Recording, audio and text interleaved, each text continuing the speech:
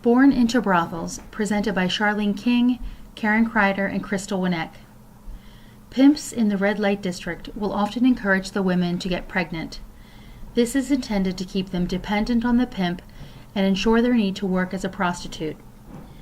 It is an unspoken expectation that daughters born of the prostitutes will eventually step in line. This bleak future does not provide hope for the future. Many children face these glum expectations with little resistance. Throughout the documentary, the children spoke of an awareness of prostitution and the reasons the men frequent the brothel. One child said, "The men aren't good. They are drunk. They yell and swear." This awareness by a small child and an ability to verbalize it was sad to see. Brisky first set out to document the lives of the sex workers. This quickly evolved into a deep look into the lives of the children that live in the brothel. This may have occurred because of the fear and suspiciousness of the camera. The women did not want photographed and were resistant to her efforts. As soon as Brisky entered the brothel, she met the children and thus shifted her focus to their lives.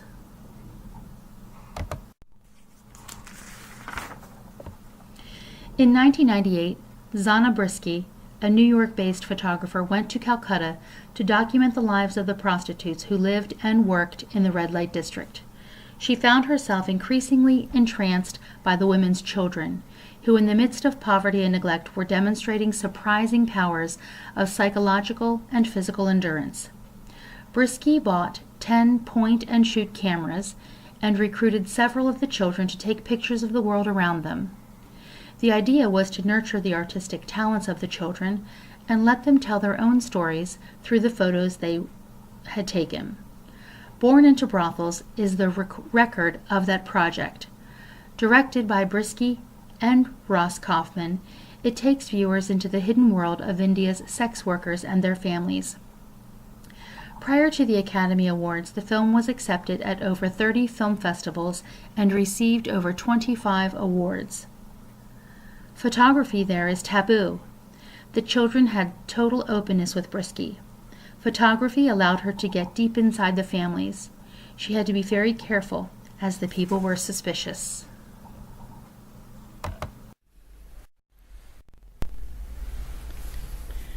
The children in the red light district were born into the brothels, thus the title for the documentary. The women in the brothels were once children themselves, and the societal structure in India creates an oppressive circle of generational poverty and a vulnerability to a future of prostitution for the children. Of the 8 children, 7 range in age from 10 to 13 and are prepubescent in their development. Sukitra is the oldest child at 15 and a young adolescent in the pubescent stage of development. Internal risk factors for the children include their age, gender for the girls, low socioeconomic status, and a lack of employment opportunities of their parents, lack of education of the parents, criminal and drug addiction behavior of the parents. Protective factors include the emotional support received by their peers, the easy temperament of the children, their resilience and perseverance, and the intervention and advocacy of Brisky and Children with Cameras education. The sex workers have few protective capacities for themselves. They may view prostitution as a protective capacity because it is a way to provide food, money, and shelter for them, but this would not be accurate. A sense of community amongst other brothel members is a protective capacity. Risk factors for the sex workers would include risky sexual behavior, violence and a lack of safety in the brothels, poor living conditions, as well as impoverished conditions. Brisky said that the children repeatedly asked for help. She could not turn a deaf ear to these pleas. She set out to get the proper paperwork so the children could attend school. This also demonstrated the lack of government aid and functionality, as this was nearly impossible to achieve. In addition, finding schools that would accept the children was a challenge, as any child admitted to the school could not have parents with a criminal record. All of the children in the red light district's parents are criminals. It took diplomacy and personalization by Brisky to overcome the societal standard for the right to an education. The children required a birth certificate, a ration card, and medical clearances in order to apply for school. When efforts to engage in the Indian government were not successful, Brisky took the crusade internationally. Through the photographs taken by the children and the interest of other well-known photographers and American connections, Brisky gathered the financial resources to assist the children. All of them eventually left the brothels and were placed in boarding schools. Interviews with the children showed two different perspectives. Images and videos of the children depict blank stares and emotionless expressions. Their answers to questions often evoked a desire to go to school, as well as the question of what else there is to do besides stepping in line. Kochi was 10 years old at the time of the filming. She is reported to have dreamy eyes that make you want to hold her hand and protect her. But behind those eyes lies a girl who is strong and resilient, tough and sensitive. She uses the camera to escape her surroundings. Kochi ran away from home with her sister's help to escape her father, who intended to sell her off. One of the most talented of the group is 12-year-old Avijit, who is already an accomplished artist and demonstrated an instinct for capturing photographs. His talents earned him a slot in a prestigious exhibition of children's work in Amsterdam. Avijit is confident.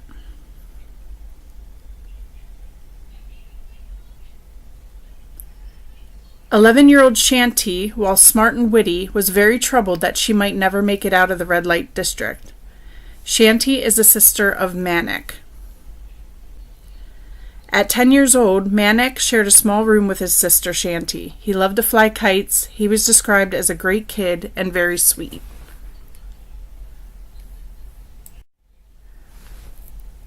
Gore was 13 at the time of the filming. He is sensitive and thoughtful, but dislikes his environment and wants to use the photography to change it. He was described as the most serious of the group. He also has a great sense of humor and loves to smile and laugh. He is best friends with Pooja. 11-year-old Pooja is a tomboy. She is always laughing and smiling. She was the favorite in her family. She and her grandmother talked about getting out of the brothels. However, her family did not like the idea of her being away. Tapasi wanted to be a teacher and dreamed of being able to take care of her younger brother and sister. She photographs the harsh reality of life using the camera to tell her story. At 15, Sukicha was the oldest of the group. She was shy and quiet. She was described as a gifted photographer taking pictures of daily life from her rooftop. The daily lives of the children consisted of washing dishes, getting tea for the adults, running errands, and mopping the floors. Their days can begin as early as 4 a.m. and go as late as 11 p.m. If anyone at any time of the day or night is hungry, the children will prepare rice or curry. They are not paid for the work they do in the brothel. Some children spoke of enjoying sewing.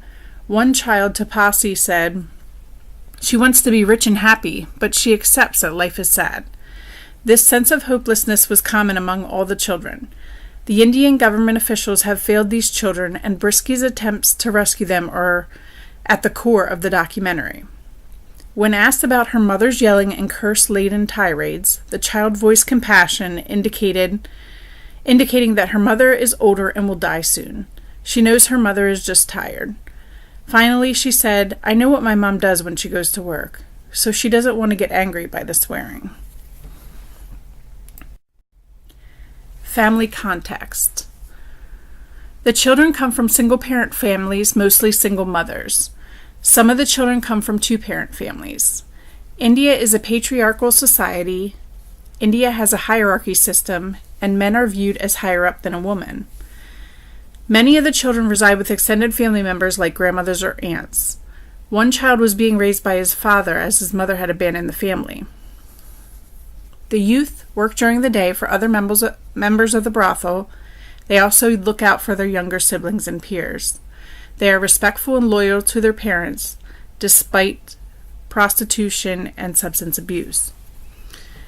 In a study of 603 male children who live on the streets in India, to include those from brothels, 298 street children live with both parents. 137 street children had no family. 109 street children live in single mother homes, and 59 live in single father homes. Though the majority of children have both parents, the control and supervision was absent due to poor economic status and lack of awareness. Most of the children said that they left home because of domestic violence and deprivation of food. Increased alcohol consumption, depleting social values, poor economic status, and insecurity in life may contribute to the poor treatment of the children in the home. India is a patriarchal society. When a woman marries, she moves in with the husband's family. They reside with his family until his father retires. Once his father retires, the husband then takes care of the entire family. A woman does not have to take care of her parents once she is with her husband. Oftentimes, families in India will have at least 2 sons for this reason. India also has a caste system. If you are born poor, you will always be viewed as poor. Many of the women in the brothels have husbands and children. Some do not, as they were sold into prostitution before they were able to be married off. No matter the circumstance in the film, the children were very loyal to their parents. When Brisky took the children to the boarding school, many cried and clung to their family members.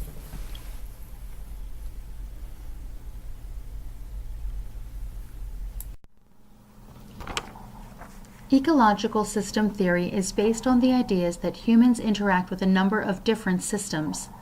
The intersection of the systems influence the area being explored. Each of these systems affects an individual's life, the community in which they reside, and the relationship between local communities and a global culture. These systems include the microsystem, mesosystem, exosystem, and the macrosystem. Applying these systems to the red light district and the children would be beneficial to develop a treatment strategy. The children born into the brothels had numerous different systems that did not work well for the betterment of the children. 2 microsystems include Brisky and the small photography class, both of which are viewed as the most influential system. The photography class provided hope, education, training, and opportunities to explore the environment. They went on outings and created many good memories using the cameras. Brisky brought this opportunity to them in her own efforts to learn about a culture different from her own. A mesosystem could include the people living within the brothels along with the children. This negative system abused the children, swearing and yelling at them. No efforts were made to provide a quality education for the children. The relationship between the people living in the brothel and the children created the mesosystem through their interrelationship. Additionally, the parents had to be convinced to allow their children to attend school. It was unspoken, but it seemed as though the reluctance may have been based on the expectation that the children would join in the line as they got older. A macro system includes the Indian culture and societal norms that the parents of the children are not criminals or prostitutes in order for children to be enrolled in school. The parents of these children met both of these factors, working against Brisky's efforts. Many schools turned her away because of these values. The macro system of the local government and the national government and its setup made it difficult to provide basic paperwork and documentation, such as the birth certificate, ration card, and the medical clearance, confirming that the children were free of HIV. India, as a country, had another unidentified influence on its people through its caste system, which defines what social class a person is born into. The societal norms and the cultural norms in India have set the foundation for a revolving life of poverty and oppression. The Indian government is an exosystem that had a negative impact on the women and children in the brothels. The government system was a contributing factor in the breakdown of paperwork requirement. Another facet to the systems could be the photographers and New York art community that embraced the children and their struggles. While not meeting or engaging with the children directly, their influence, wealth, and power were the most influential in the lives of these children.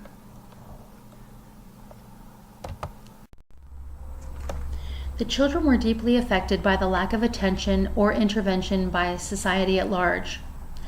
Socially, they were not given proper medical care, educational stimulation, or emotional nurturance. This lack of care most likely contributed to a feeling of low self-worth.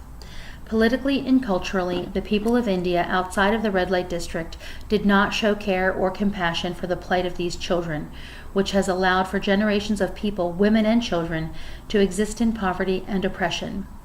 Economically, prostitution is their form of employment that provides for their meager existence. The police, local or national government, do nothing to put a stop to prostitution. This lack of responsibility for their vulnerable within society also contributes to the vulnerability of the children. The children have little insight into what their future could be before the camera program and Brisky entered their world. The hopelessness kept them in a state of acceptance. There was nothing in their lives that empowered them to prioritize their wants or needs. It is no wonder the children had little to look forward to.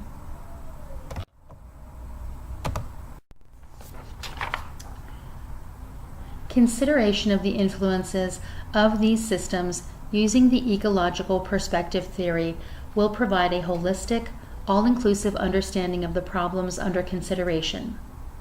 From a social work practice perspective, accounting for cultural differences, the following evidence-based strategies would be beneficial for the children. 1. A full medical evaluation by a licensed medical provider to obtain a full review of their physical health. 2.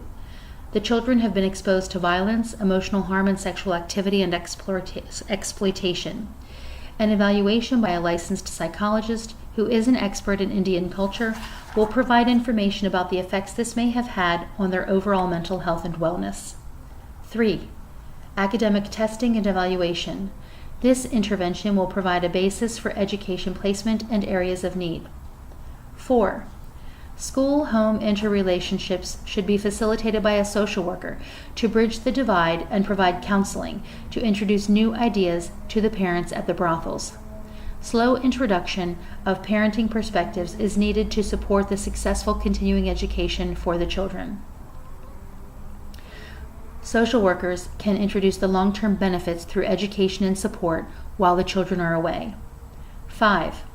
For the sex workers, education on safe sex, condom use, and HIV would be an intervention.